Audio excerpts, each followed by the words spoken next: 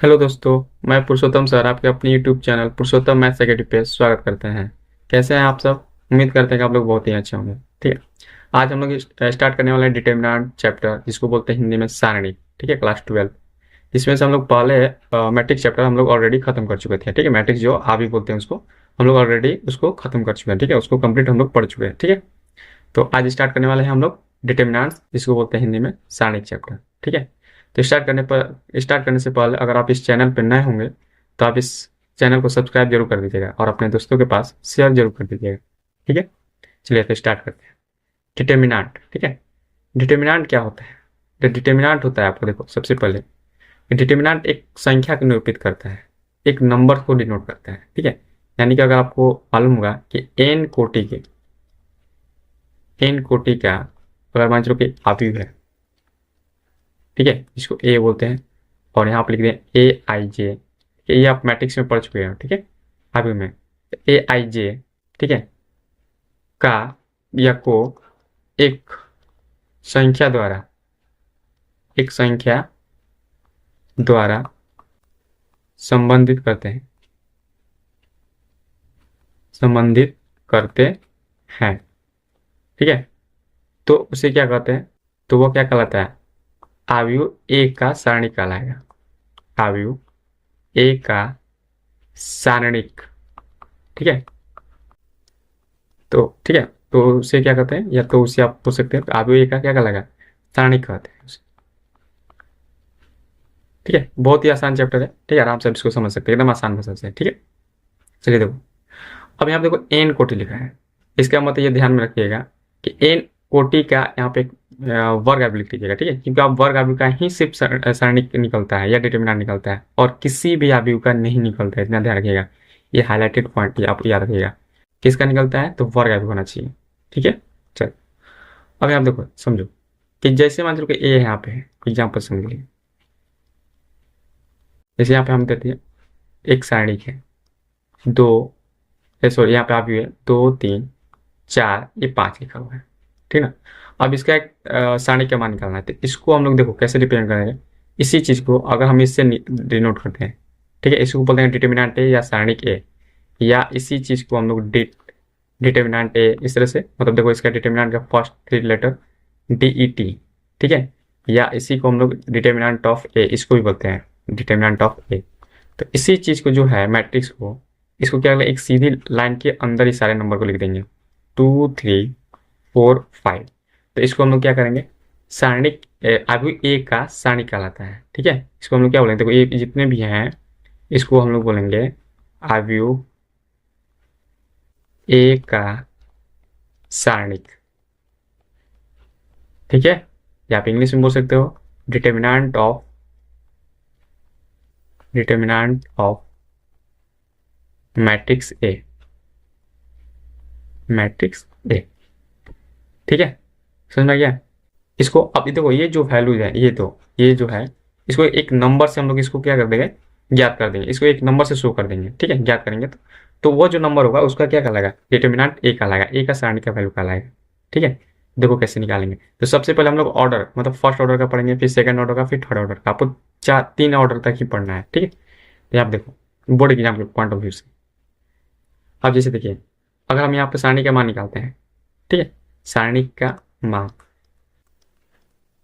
सारणी का मान, ठीक है, देखिए कितने ऑर्डर का, तो ऑर्डर 1/1, 1/1। ठीक है, ठीक है, एंड मतलब जो ऑर्डर होगा यानी कोटि जो होगा, वो इस ऑर्डर को क्या बोलते हैं हिंदी में? कोटि बोलते हैं। कोटि 1/1 वाला पढ़ना है। देखो पहले जैसे मान लो कि ए है, यहाँ पे जैसे 2 लिखा हुआ है, तो इसका अगर सारणी का मान निकालना है, ठीक है, तो इसको दर्शा देंगे इस तरह, और इसको भी ऐसे लिख देंगे। तो यहाँ पे जो नंबर होगा सेम टू सेम वही आंसर हो जाता है। ठीक है, ये जो होगा ते हो जाएगा। जैसे अगर हम यहाँ पर अगला एग्जाम्पल लें, जैसे बी है, यहाँ पे लिख दिया -2। ठीक है, तो इसको डिटरमिनेंट बोलेगा, तो और बी के डिटरमिनेंट मतलब डबल साइन के अंदर रख देंगे, डबल मतलब इस तरह से लाइन के बीच में। तो ये जो होगा देखो, इसको भी यहाँ पे इस तरह से रख देंगे, और यहाँ पे जो भी नंबर होगा वो डायरेक्ट निकल जाएगा, यानी कि -2 हो जाएगा। ठीक है, समझ में आ गया? चलो नेक्स्ट और भी देख लो। तो देखो सी है, जैसे मान लेते हैं, जैसे यहाँ पे लिख दिया 3/4 कुछ भी दे सकते हैं यहाँ पे। ठीक है, एक 1/1 ऑर्डर, देखो 1/1 है ना, इसमें भी देखो पंक्ति, जैसे पंक्ति 1 है, R1 है और C1 भी 1 है, जैसे C1 ये हो जाएगा R1। ठीक है, तो 1/1 का ही है। तो जितनी भी 1/1 का है उसके अंदर जो भी वैल्यू रहेगा वो डायरेक्ट ही वो बाहर निकल जाएगा। जैसे यहाँ C है 3/4 है, तो यहाँ डायरेक्ट 3/4 इसका आंसर निकल जाएगा। ठीक है, ऑर्डर 1 में कोई दिक्कत किसी को नहीं होना चाहिए, क्योंकि बिल्कुल ही आसान है। जो नंबर अंदर में दिया रहेगा उसको डायरेक्टली आपको बाहर निकाल देना है, चाहे वो प्लस में हो, माइनस में हो, जीरो हो, फ्रैक्शन हो, नेगेटिव हो, कुछ भी दिया रहे वो डायरेक्टली आपको निकल जाएगा। ठीक है, ओके, कोई दिक्कत नहीं ना। चलो अब हम लोग पढ़ेंगे ऑर्डर 2 का कैसे निकालते हैं। ठीक है, टाइप 2 मतलब ऑर्डर 2, ऑर्डर जो रहेगा 2/2 का। ठीक है, जैसे आप एग्जाम्पल समझो, जैसे ए दे दिया है ABCD।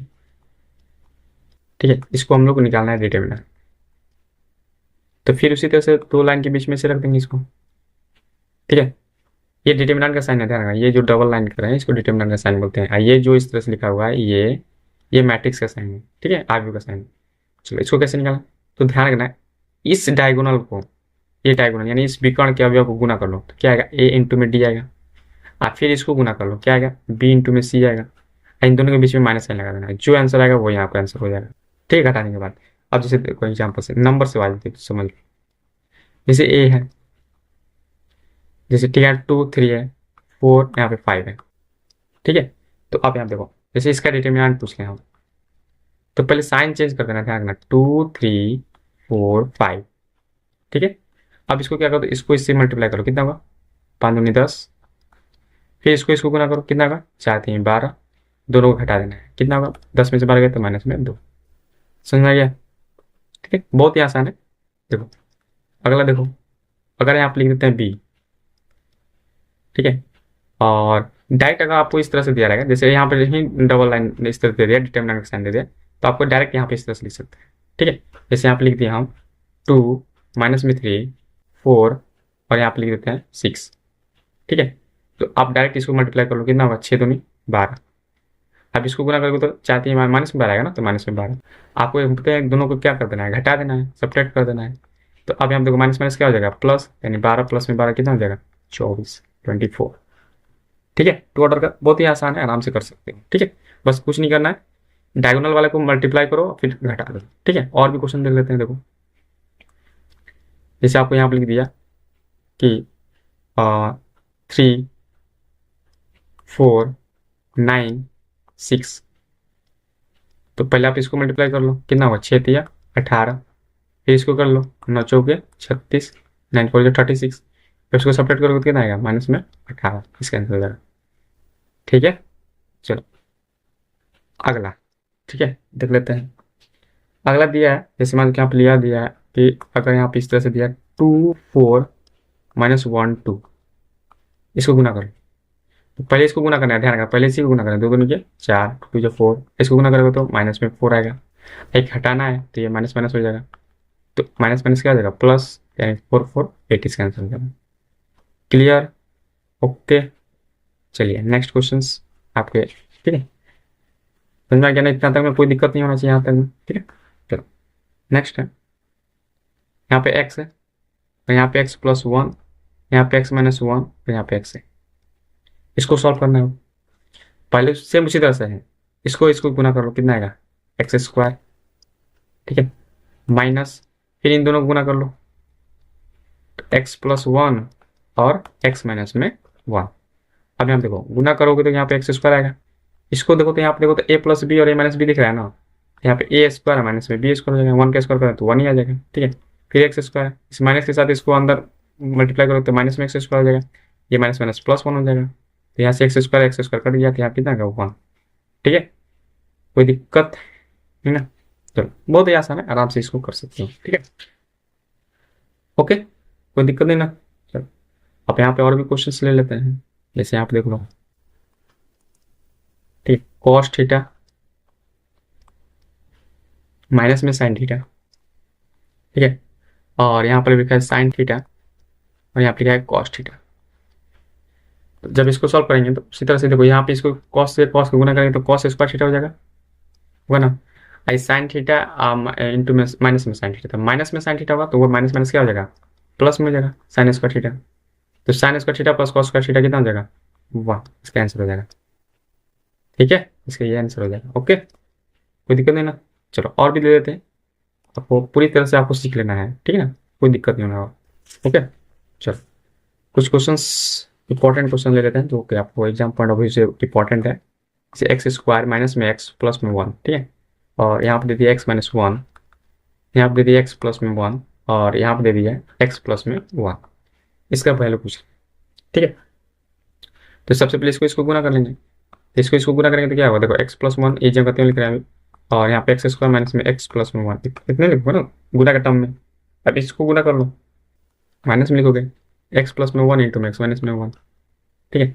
देखो अब ध्यान से देखोगे तो ये ए प्लस बी और ए स्क्वायर माइनस में a b plus b square, यानी कि ये बोल सकते हैं इसको कि ए क्यू क्या, ए क्यू प्लस बी क्यू का फॉर्मूला है। इसका फॉर्मूला ए क्यू प्लस बी क्यू का फॉर्मूला है, यानी कि हो जाएगा एक्स क्यू प्लस 1 का क्यू 1, ठीक है। ओके, चलो अब इसको देखो यहाँ गुना करोगे तो यहाँ क्या होगा, ए प्लस बी ए माइनस बी, तो ए स्क्वायर माइनस में बी स्क्वायर यानी 1 का स्क्वायर 1 होगा। अब इसको सब्ट्रैक्ट कर दो तो माइनस में एक्स स्क्वायर हो जाएगा, इस माइनस माइनस क्या हो जाएगा प्लस में 1। देखो अब यहाँ पर हो जाएगा एक्स क्यू माइनस में एक्स स्क्वायर प्लस में 1 प्लस 1 कितना 2। इसका ये आंसर हो जाएगा। ठीक है, आसान है, कोई दिक्कत नहीं है, ठीक है, आराम से एकदम बहुत आसान है इसमें। ये जो फॉर्मूला लगे ए प्लस बी, यहाँ पे को हम लिख देते हैं कि a plus b a square minus में a b plus b square, ये होता है आपका a cube plus b cube. ठीक है, समझ में गया, ये चीज़ आप फॉर्मूला लगा है यहाँ पे अप्लाई हुआ है। ओके, ठीक है, चलो अगला क्वेश्चन देखते हैं। ये अभी आपको टू ऑर्डर वाला खत्म कर लेते हैं, ठीक है। कुछ क्वेश्चन से देखो देखो ऐसे, जैसे आपको ये पूछ दे 2 4 और 5 1, और यहाँ से दे दिया 2x 4 और 6x, ठीक है, और यहाँ से आपसे पूछ रहा है कि x का वैल्यू बताइए, x का वैल्यू बताइए। तो सबसे पहले इसको सॉल्व करेंगे, कितना होगा 2 कम 2, ये कितना होगा 5 के 20 होगा, इक्वल टू इधर भी गुना कर लो, कितना होगा 2x स्क्वायर, ये कितना होगा 6 चौके 24 हो गया ना। चलो ये कितना होगा माइनस में 18, ये जगह 2x स्क्वायर माइनस में 24 हुआ। अब इस माइनस 24 को इधर भेज दो तो प्लस में 24 हो जाएगा, तो माइनस में 18 प्लस में 24 इक्वल टू 2x स्क्वायर, ठीक है, ये कितना होगा प्लस में 6, ये जगह 2x स्क्वायर। अब देखो ये 2 3 बार में कट जाएगा ना, ठीक है, तो एक्स स्क्वायर इक्वल टू आ गया 3, तो एक्स इक्वल टू कितना बोलोगे प्लस माइनस में रूट में 3, इसका ये आंसर हो जाएगा। ठीक है, आसान है ना, बस कुछ नहीं करना, डिटरमिनेंट का वैल्यू निकालो, टू ऑर्डर का आप सीख चुके हैं, ठीक है, उससे आप अकॉर्डिंग टू आप आराम से इसको वैल्यू को निकाल सकते हैं। ओके, चलो और भी क्वेश्चन देख लेते हैं। ठीक है, देखो जैसे लिखा हुआ है कि आपका x to 18x equal to 6 18 to 6, इसमें पूछा x का वैल्यू बताइए कितना।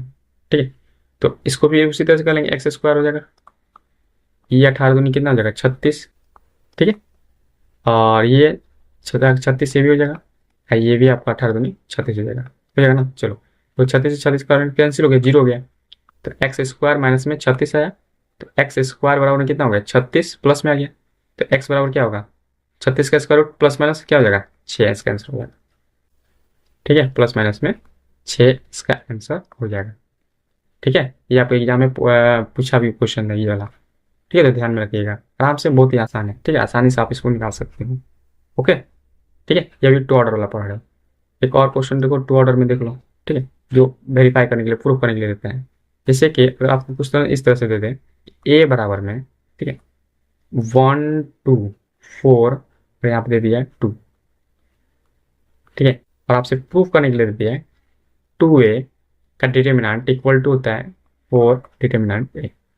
ठीक है, चलो इन सब का हम शॉर्टकट भी बताएंगे, ठीक है, इस तरह ये जितने भी प्रूफ करने वाला है, इसको ऑब्जेक्टिव पूछेगा तो आपको पूरी तरह से नहीं बनाना है, आपको शॉर्टकट तरीके से आप इसको आराम से निकाल सकते हो कितना है। ठीक है, चलो देखो सबसे पहले एलएचएस पार्ट देखो, यहाँ पे एलएचएस पार्ट देखोगे तो 2a का डिटर्मिनेंट दिखाएं, तो सबसे पहले आप 2a निकालोगे, तो 2a कैसे निकलेगा, तो 2 ए तुम्हारा ये दिया है ना 1242, तो पहले इसको 2 से मल्टीप्लाई कर लो।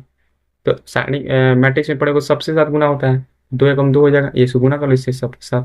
2 एकम 2, 2 दूनी के 4, 2 चौके 8 हो जाएगा, 2 दूनी के 4 हो जाएगा। ठीक है, यहाँ पे 2 है।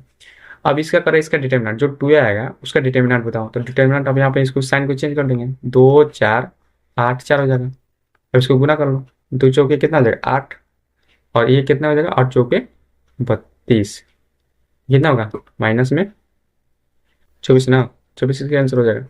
ठीक है, चलो अब जैसे हमें यहाँ लिखा 4 है, 4 ए का डिटर्मिनेंट पूछा है, तो पहले डिटर्मिनेंट ए पूछा है, तो 4 डिटर्मिनेंट का ए का निकाल लो। तो ए का मतलब यहाँ पे हो जाएगा तुम्हारा 1 2 4 2, ठीक है 4। तो अब पहले इसका डिटर्मिनेंट निकालोगे कितना होगा, 2 एकम 2 और 4 दूनी हो गया। चलो ये गुना हो गया, तो 4 गुना माइनस में ये 6 हो जाएगा ना, तो 4 चौके 24, प्रूफ हो गया। आप बोल सकते ये आर एच एस पार्ट था, ये आपका एल एच एस पार्ट था, तो L H S equal to क्या हो गया आर एच एस आ गया आराम से। ठीक है, कोई दिक्कत नहीं ना। चलो अब आगे देखो, अब इसका अब शॉर्टकट इसको बाद में बताएंगे आपको, ठीक है ना, ये जितने भी है आपको शॉर्टकट इसको बाद में बताएंगे, ठीक है यहाँ पे। ठीक है, चलो अब हम लोग पढ़ेंगे 3 ऑर्डर का डिटर्मिनेंट कैसे निकालते हैं। 3 ऑर्डर का डिटर्मिनेंट टाइप 3 हो जाएगा आपका 3 का ऑर्डर जो रहेगा आपका 3/3 रहेगा। ठीक है, ओके। चलो अब यहाँ देखो, जैसे आपको एग्जाम्पल समझ, पहले एग्जाम्पल से नहीं समझ लेना है, कैसे निकालेंगे वो बता रहे हैं। ठीक है, पहले जैसे आपको एक छोटा सा क्वेश्चन दे दिया, जैसे मान लो यहाँ पर लिख दिया 1 0 0 0 1 0 1 2 4, ये दे दिए और ये सब पूछ रहा है वैल्यू कितना होगा। सुन पहले, सबसे पहले एक छोटे से हिंट बताएंगे जो कि आपको आगे आपको पता चलेगा कि ये कैसे है। ठीक है, तो अभी आपको बस याद रखना है कि यहाँ पे एक आपका प्लस, फिर यहाँ पे माइनस, फिर यहाँ प्लस लेना है, फिर यहाँ माइनस, फिर यहाँ प्लस, फिर माइनस, फिर प्लस, फिर माइनस, फिर प्लस। आपको अल्टरनेट साइन याद रखना है, जैसे यहाँ पे देखो प्लस आया तो उसके बाद माइनस आएगा, फिर उसके बाद प्लस आएगा, तो यहाँ प्लस है तो फिर यहाँ पे माइनस आएगा, फिर माइनस है तो यहाँ पे प्लस आएगा, फिर यहाँ पे माइनस आएगा, फिर यहाँ पे अगर प्लस है तो यहाँ पे माइनस है तो यहाँ पे प्लस हो जाएगा, फिर माइनस होगा, फिर प्लस, यानी प्लस रहेगा तो फिर माइनस आएगा, फिर माइनस आएगा तो प्लस आएगा, इस तरह से आएगा। ठीक है, ओके। चलो ये आप इस तरह से याद रख सकते हो, जितने भी कोना पे है, जितने भी कॉर्नर पे है, सब प्लस प्लस है, एक बीच में प्लस है, बाकी कितने हैं सब माइनस है, पैसे भी करके याद रख सकते हो। अभी देखो इस साइन की यूज कैसे करेंगे वहां पे, जैसे मान लो कि आप सबसे पहले यहाँ पे एक चीज और बताते हैं इसमें कि जैसे यहाँ पे देखो इसको R1 बोलते हैं, इसको R2 बोलते हैं, इसको बोलते हैं R3, इसी तरह से इसको बोलते हैं C1, इसको बोलते हैं C2, इसको बोलते हैं C3। ठीक है, तो ऑर्डर 3/3 में देखो, ऑर्डर 1 में हम एक ही तरह से उसका वैल्यू निकाल सकते हैं, ऑर्डर 2 में भी हम एक ही तरह से उसका वैल्यू निकाल सकते हैं, लेकिन ऑर्डर 3/3 में टोटल 6 तरीके से इसका वैल्यू निकाल सकते हैं। ठीक है, देखो कैसे, जैसे आपका 3 गो R1 है, देखो रो 3 गो है, तो तीनों R1 से आप निकाल सकते हो, तीनों रो से निकाल सकते हो। ठीक है, या तीनों C से निकाल सकते हो, यानी कि आप ये नोट में याद रखिएगा। ठीक है, ये अगले नोट में हम आपको लिखवाते हैं, अगले स्लाइड में। ठीक है, अगले स्लाइड में आपको इसको लिखवाते हैं ये नोट में करके, देखो ठीक है, अगले स्लाइड में देखो, नोट में याद रखिएगा कि जितने भी कोटि जो 3/3 का है, कोटि जो 3/3 का है, ठीक है, के का आव्यूह का जो सारणिक होगा, सारणिक के जो का मान होगा, ठीक है, ठीक है, कुल हम लोग 6 तरीके से निकाल सकते हैं, 6 तरीके से ज्ञात कर सकते हैं। ठीक है, अब वो 6 तरीका कौन कौन है अब यहाँ समझो, जैसे 3 गो R1 है, 3 गो रो है ना, तो R1 R2 क्या हो जाएगा, R1 R2 R3। ठीक है, उसी तरह से 3 आपका कॉलम है, यानी C1 C2 C3, यानी 3 गो स्तंभ है और 3 क्या है पंक्ति है, यानी इतने आपको टोटल देखो 3 यहाँ पे हो गया, 3 यहाँ पे हो गया, टोटल 6 तरीके से आप ज्ञात कर सकते हो। ओके, चलो अब देखो कैसे ज्ञात करेंगे। जैसे अब यहाँ पे देखो, जैसे यहाँ पे देखो हम R1 से निकाल रहे हैं, मान के चलो हम R1 द्वारा निकालें इसका वैल्यू, R1 द्वारा, तो R1 द्वारा में देखो कि यहाँ पे देखो ये R1 है ना, ये पूरा लाइन R1 है, ये वाला पूरा R1, ये वाला पूरा R1 है, R1 लाइन है, तो R1 में देखो यहाँ पे पहले 1 लिखा है। ठीक है, अब यहाँ पे देखो, ये ध्यान से ना कि यहाँ पे देखो, यहाँ पे प्लस है ना, हिंट वाला में देखो प्लस है, तो ये जो भी रहेगा यहाँ पे प्लस के साथ साथ रहेगा। जैसे यहाँ पे मान लो यहाँ पे 1 है तो 1 ही रह जाएगा, फिर यहाँ पे 2 लाइन इस तरह से खींच देना है। ओके, फिर यहाँ पे 0 है तो यहाँ पे 0 रखेंगे, सेकंड नंबर वाला 0 है, यहाँ पे 0 है तो 0 लिखेंगे। अब देखो 0 का कौन सा साइन आ गया, तो हिंट वाला में देखो माइनस है तो बीच में यहाँ पे माइनस लग जाएगा, फिर यहाँ पे 2 डबल लाइन खींच लेना है, फिर यहाँ पे 1 है तो यहाँ पे 1 लिख देंगे, फिर प्लस में 1, क्योंकि यहाँ पे देखो प्लस है ना, हिंट वाला में प्लस है तो प्लस, फिर यहाँ पे लाइन खींच दो, ठीक है। अब यहाँ पे देखो कौन सा नंबर बनाएगा, जैसे यहाँ देखो ये 1 यहाँ से जाओ ना, तो ये जिस लाइन में होगा उस लाइन को छोड़कर जितने भी अवयव बचेंगे उसी को लिखना है। जैसे यहाँ पे देखो देखो, और हम इसको कलर चेंज करके बताते हैं आपको, ठीक है। जैसे यहाँ देखो ये इस लाइन में है और इस लाइन में है, डायगोनल नहीं देखना है, सिर्फ हॉरिजॉन्टल वर्टिकल देखना है, तो इसको छोड़ देंगे तो क्या बचेगा, देखो 1204 बचेगा, तो आप लिख देंगे 1204, ठीक है। आप देखो नेक्स्ट आपका 0 है, तो ये 0 ये वाला था, तो ये देखो ये इस लाइन में था और एक इस लाइन में था, तो इसको छोड़ देंगे तो क्या बचेगा 0204, क्या बचेगा 0204, ठीक है। अब उससे ये 1 है तो ये वाला 1 लिख लेंगे, तो ये भी इस लाइन में और इस लाइन में है, ठीक है, इस लाइन में, इसको छोड़ेंगे तो ये 0 1 आएगा, फिर 0 फिर 0 आएगा, यानी कि 0 1 0 0 आएगा, ठीक। अब ये बन गया सेकेंड ऑर्डर का, ये जितने बनाया है 2 ऑर्डर का बना है, तो 2 ऑर्डर का आप जानते हो कैसे निकालना है, बस कुछ नहीं, तीसरा तीसरी गुना करते इसको 4 हाथ 2 गुना 0 करेंगे तो 0, इसको करेंगे तो 0 ही ना आएगा, ठीक है, माइनस ये 0 हो गया, फिर 4 गुना 0 0, फिर 2 गुना 0 0 हो गए, प्लस में 1, फिर 0 गुना 0 0, फिर 0 गुना 0 0 हो जाएगा, ठीक है। तो यहाँ पे 4 में से 0 जाएगा तो 4 आएगा, ठीक है, 4 आएगा ना, 4 गुना 1 मतलब 4 हो जाएगा, ये बाकी सब यहाँ पे 0 हो जाएगा और ये भी आपका 0 ही हो जाएगा, यानी फाइनल आपका आंसर कितना होगा 4, ठीक है। यहाँ पे देखो किसके द्वारा निकाले, R1 के द्वारा निकालो, उसी तरह से अब R2 से निकालो, चाहे इसी जो दिया है डिटर्मिनेंट दिया है सारणी की जो दिया है, इसी को R1 से निकालो या R2 से निकालो या R3 से निकालो, किसी से भी निकालो, आपका वैल्यू ये 4 से बदलने वाला नहीं है, ठीक है। जैसे देखो हम इसको अलग तरीके से और बताते हैं, जैसे R2 या R3 से, जिससे बोलोगे उससे निकाल दें, जैसे हम C2 से निकाल, ठीक है, C2 से निकालें, अगले स्लाइड पे आपको देखो C2 से हम निकाल रहे हैं इसी चीज को, ठीक है। तो यहाँ पे था 100, देखो इसी को है 1, यहाँ पे क्या था 10, ठीक है, यहाँ पे 1 था, ठीक है, यहाँ पे 0 1 2 है और यहाँ पे 0 0 4, ठीक है। चलो अब जैसे मान लो हम इसको C2 से निकाल रहे हैं, किसी से भी निकाल सकते हैं, ठीक है, C2 द्वारा निकाल रहे हैं इसका क्या, ठीक है, बाई C2, तो देखो कैसे निकालेंगे, देखो ध्यान से, तो C2 ये लाइन है ना, देखो ये वाला लाइन है C2, तो C2 ये लाइन है, देखो पहला मेंबर क्या है 0, तो 0 लिख देंगे। अब यहाँ पे देखो हिंट में हम बताए थे, यहाँ पे देखो हिंट वाला देखो यहाँ पे कि यहाँ पे क्या था माइनस था, C2 वाला लाइन ये वाला है, तो अब माइनस है तो माइनस वहाँ पे लगा देंगे, माइनस प्लस माइनस, ठीक है। तो यहाँ पे जाएगा माइनस के साथ हो जाएगा इस तरह से, फिर यहाँ पे लाइन खींच लेना है, फिर प्लस में 1 लिखेंगे, फिर यहाँ पे हो जाएगा ये वाला 1, ठीक है। यहाँ पे 0 है तो 0 लिख देंगे यहाँ पे माइनस में, ठीक। आपको साइन याद, बस साइन में कुछ नहीं करना, एक आप साइन याद रहेगा तो आपको सब याद हो जाएगा, माइनस रहेगा फिर प्लस फिर माइनस फिर प्लस, इस तरह से आपको अल्टरनेट याद रखना, ठीक है। चलो आगे, अभी जिस लाइन में 0 था ये जिसको लिए हो उस लाइन को उसको छोड़ देना है, तो देखो फिर से हम कलम चेंज कर लेते हैं इसमें, इस 0 को लिए थे तो ये इस लाइन में और इस लाइन में था, इसको छोड़ देंगे तो क्या बचेगा 0204, क्या बचेगा 0204, ठीक है। अब इस 1 को ले लो, तो ये 1 आप ये लेते ना, तो इसको और इसको छोड़ जाएगा, इसको और इसको छोड़ देगा, तो बचेगा ये 1 ये 1, फिर ये 0 ये 4 बचेगा, तो इसमें 0104 बचेगा, ठीक है। अब ये 0 था, ये वाला 0 था आपका, है ना, तो ये 0 को फिर इसको छोड़ देंगे, ये वाला छोड़ देंगे, ये छोड़ देंगे, तो बचेगा देखो ये वाला, ये 1 फिर ये 0 बचेगा, फिर 2 बचेगा, यानी कि 1102 बचेगा, ठीक है। चलो अब यहाँ पे देखो माइनस में 0 हो गया, अब माइनस के साथ 0 लगाओ या ना लगाओ कोई फर्क नहीं पड़ता, 0 के साथ प्लस माइनस कोई फर्क नहीं पड़ता है, ठीक है। चलो यहाँ पे इसको गुना कर लो, कितना होगा 4 गुना 0 0, फिर 2 गुना 0 0 हो जाएगा, ये भी 0 हो जाएगा, फिर प्लस में 1, तो यहाँ पे 4 गुना 0 करोगे तो 0 ही होगा, फिर 1 0 0 0 ही करेगा, फिर ये 0 हो गया, ठीक है। और कहीं गड़बड़ है क्या, एक सेकंड, और एक मिनट जाओ, कहीं पिछले वाला में गड़बड़ था क्या, इसमें हम क्या लेते हैं 101, इसमें अगर 0 ये 0 0 फाइनल आएगा, इसमें 4 0 0 0 0 आएगा, इसमें 4 आए 1, तो 4 आने वाला है, इसमें 4 क्यों नहीं आ रहा है, गड़बड़ हो जाएगा 0, इसको यहाँ पे लेंगे तो 0204 ये खत्म हो गया, 1 वाला है ये 1 वाला 1104, ओ सॉरी यहाँ पे 1104, यहाँ पे 1 होगा, ठीक है, गलती से हम 0 लिख दिए, ओके।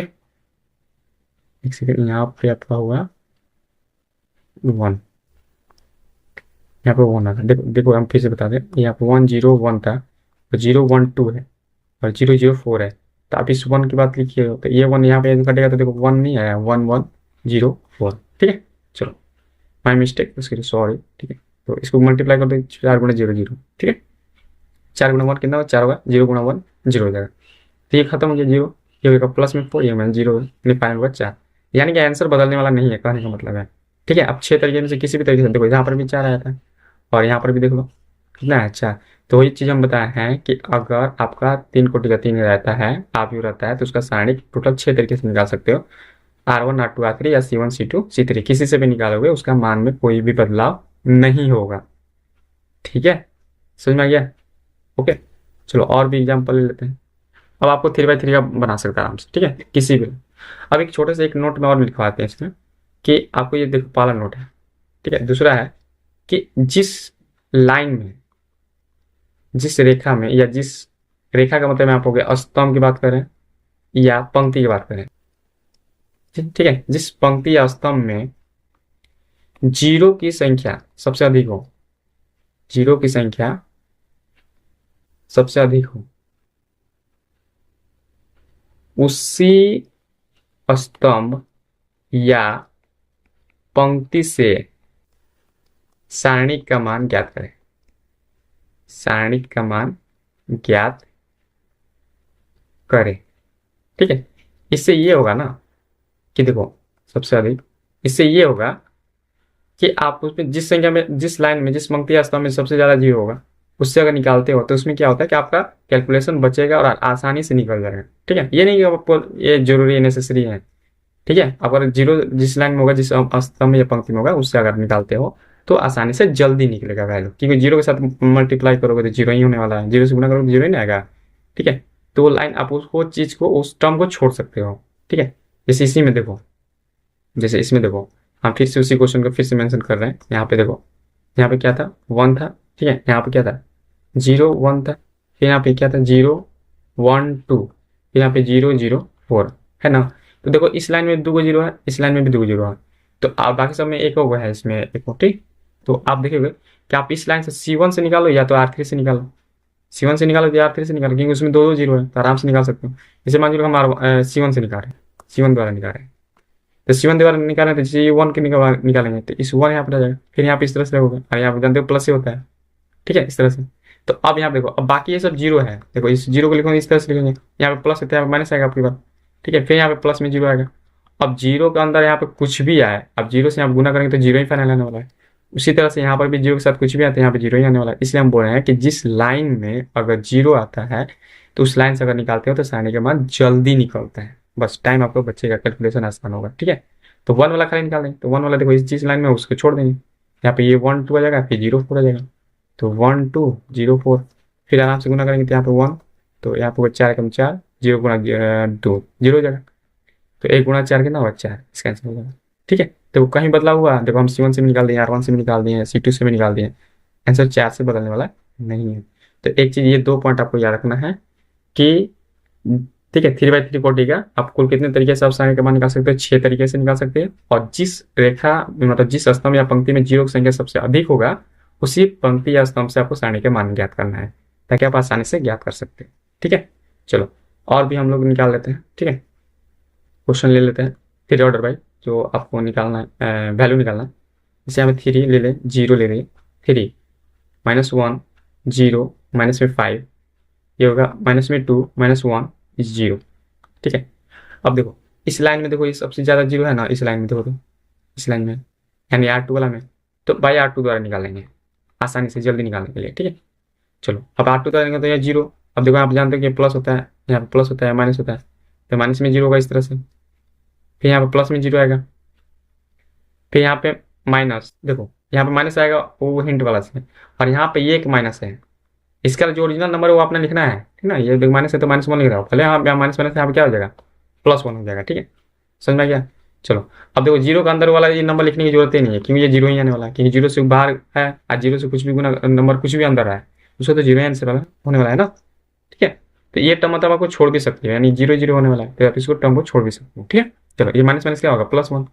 अब यहाँ पे देखो 1 वाला का जो था ये वाला, इसके अब इसके जो इस लाइन में रहेगा उसको छोड़ देना है, तो इस लाइन और इस लाइन में है तो इसको छोड़ देंगे, तो यहाँ पे बचेगा 3 माइनस में 1, तो यहाँ बचे 3 माइनस में 1, फिर यहाँ पे 3, आप माइनस में 5, यहाँ पे 3 होगा, यहाँ पर -5, तो ये +1 हो जाएगा यहाँ पे। ठीक है, तो यहाँ पे इसको देखो, अब इसको सॉल्व कर लेते हैं। ठीक है ना, 5 3 15, माइनस में 15, फिर माइनस में 3 आएगा, तो इसको भी घटाते हैं तो प्लस में 3 हो जाएगा। ठीक है, बीच में माइनस आता है ना, तो माइनस माइनस प्लस हो गया, तो माइनस में 15 प्लस में 3, माइनस में 12 गुणा 1, माइनस में 12 इसका आंसर होगा। ठीक है, चाहे आप इसको देखो किसी भी लाइन से निकालो, आराम से -12 आएगा। बस ये जो हिंट बताया है ना, तो ध्यान रखना, ये जो हिंट बताया है आपको याद रखना है। ठीक है, कहाँ गया हिंट? ठीक है, हिंट आपको याद रखना है। ठीक है, हिंट, ये आपको हिंट याद रखना है, ये वाला। बस चारों कॉर्नर पे क्या रहेगा, प्लस प्लस रहेगा, बीच में माइनस रहेगा, बाकी क्या होगा, बीच में प्लस रहेगा। ठीक है, बाकी जगह तो माइनस रह जाएगा ना। चलो आगे, समझ में आ गया इतना ना। ओके, नेक्स्ट देखते हैं।